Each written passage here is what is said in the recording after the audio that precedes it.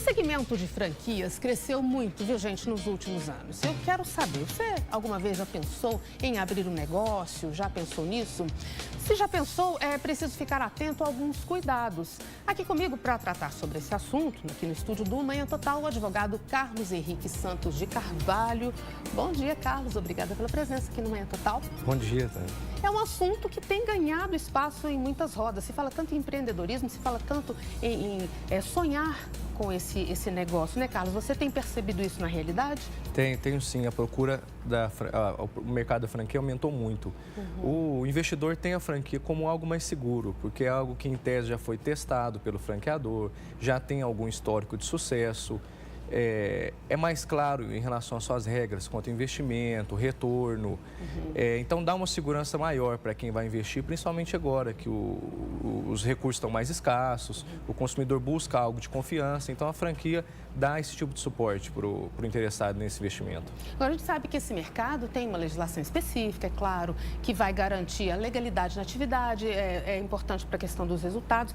E a produção do Manhã Total separou uma série de pontos que foram até divulgados numa pesquisa de grande circulação sobre os cuidados fundamentais para quem quer abrir uma franquia. Vamos dar uma olhada nisso na tela? Vamos sim. Eu queria chamar agora os pontos que foram colocados ali, cuidados que se deve ter sobre franquia. É preciso ver o histórico resumido, balanços e demonstrações financeiras da franqueadora, indicação de pendências judiciais do franqueador, descrição detalhada da franquia, tudo muito importante, né, Carlos? Tudo é essencial. Perfil da franqueadora. O que a gente pode dizer sobre essa questão do perfil em si?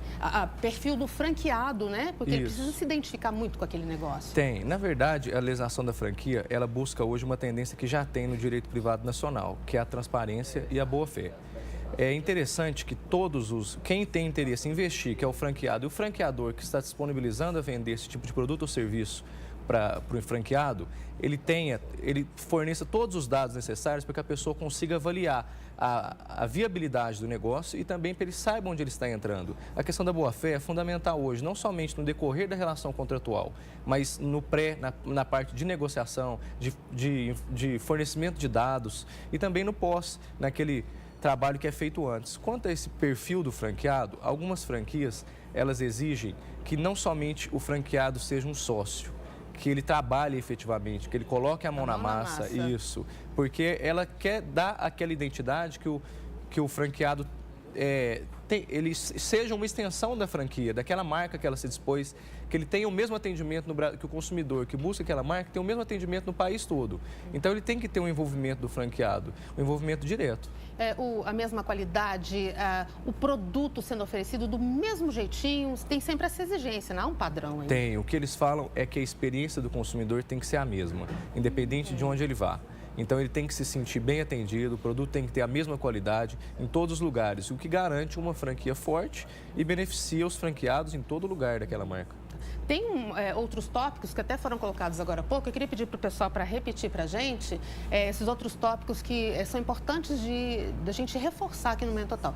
Requisitos do envolvimento do franqueado na operação, especificações de investimentos, informações claras sobre aquelas taxas periódicas, né, os valores ali, relação completa de todos os franqueados e franqueadores, já que você está de olho naquele negócio, naquela determinada empresa, naquele setor, informação sobre território de atuação. O que dá para a gente reforçar ainda mais, Carlos? Todos esses tópicos, eles constam num artigo da legislação específica sobre franquia. E eles são obrigatórios que estejam num documento chamado Circular de Oferta de Franquia. Esse documento ele deve ser fornecido pelo franqueador ao interessado em contratar com a franquia num prazo razoável para que esse interessado consiga analisar todos esses tópicos. Essa análise é fundamental para que ele saiba, principalmente, o quanto ele vai investir. É claro que esse quanto não é exato, mas você tem que ter uma previsão para que não caia no escuro ou a pessoa acabe se endividando. Então, ele tem que ter esse histórico da empresa para saber onde que eu vou entrar. Essa empresa tem algumas pendências judiciais, o que essas pendências judiciais discutem? Ela é realmente a proprietária das marcas que ela vai me fornecer? O que ela me exige? Eu tenho que comprar o produto dela ou não? Ela me indica um fornecedor que sou obrigado a comprar dele?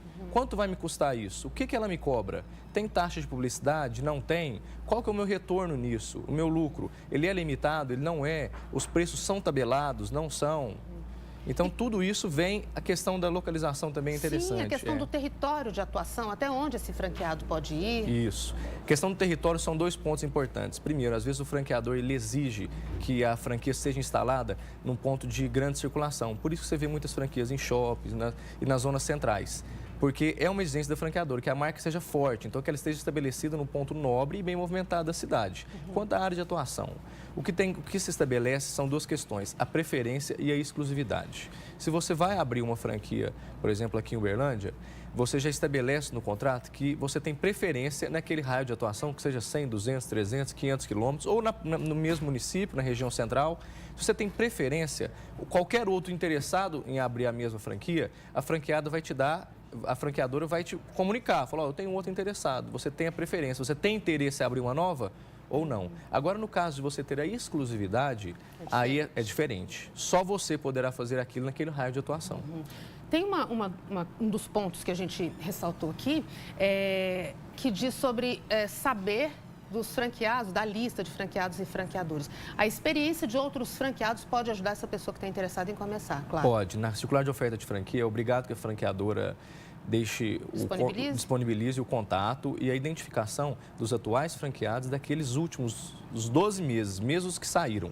Por quê? Porque essa questão da transparência que o direito exige hoje. Eu tenho que saber quem está, posso ter todas as informações que eu quiser, inclusive de quem saiu, por que não deu certo. Essa transparência, por mais negativo que possa parecer ou não para a franqueadora, é uma garantia para os dois. É uma garantia de quem vai entrar, saiba onde está entrando e aquela relação tenda a ser mais duradoura ainda. Carlos, a gente fica pensando o seguinte, essas informações, elas podem ser decisivas, elas podem ser determinantes na questão de vida e morte de uma empresa, né? São. Isso não somente é reconhecido pela legislação, como o próprio judiciário. Hoje em dia a gente está vendo muito questões de rescisão de contrato de franquia via judicial, que as informações da circular de oferta de franquias não eram tão fidedignas ao ponto da decisão a ser tomada, ela ser segura. Então, essa é a importância. Todos esses dados, eles têm que ser o mais próximo possível da realidade. E só a franqueadora que negocia com vários, o país inteiro, pode garantir isso. Se, porventura, na frente, o franqueado descobrir que foi lesado em algum ponto, que as informações realmente não eram verídicas e tem algo que o prejudicou, ele vai buscar o judiciário vai rescindir o contrato, vai aplicar multa, restituição de valores, tudo que ele entender que for adequado nesse caso específico. Eu recebi uma pergunta através do nosso WhatsApp, a gente vai encerrar essa nossa entrevista com isso. Então, efetivamente, de fato, essa pergunta é da Maria Lúcia, ela é do bairro Tibério. Ela está dizendo assim, qual é o primeiro passo, então? Me interessei. Qual é o primeiro passo na prática que eu devo dar? O primeiro passo, não só para a franquia, mas como para todo investidor, é identificar o ramo de negócio que você vai atuar. Depois, ela tem que identificar qual franquia que ela quer buscar. E dentro dessa franquia, ela vê se ela se identifica no que ela trabalha, se é de serviço de alimentos, se é produto, o que ela vai fazer. Em seguida, ela tem que entrar em contato com a franqueadora e a franqueadora vai disponibilizar para ela essa circular de oferta de franquia, que é esse documento que tem todos esses requisitos que você apontou. E aí sim, ela vai ter um tempo hábil para ela poder analisar com cuidado esses dados e saber se realmente é isso, que é nesse ramo que ela quer entrar, é com essa franquia que ela quer trabalhar. Com esses cuidados todos, dá para desejar boa sorte no negócio aí para quem sonha, né? Dá sim, eu acho que isso é fundamental. Principalmente nesse momento de crise, a pessoa está buscando trabalhar, buscando algo dela próprio, que tenha talvez uma segurança maior. Então, acho que se ela tomar todos os cuidados, se cercar, buscar um advogado da confiança dela, para que ela seja orientada, não fique dúvidas, resolva todos os eventuais problemas antes que eles aconteçam, é essencial para o negócio dar certo.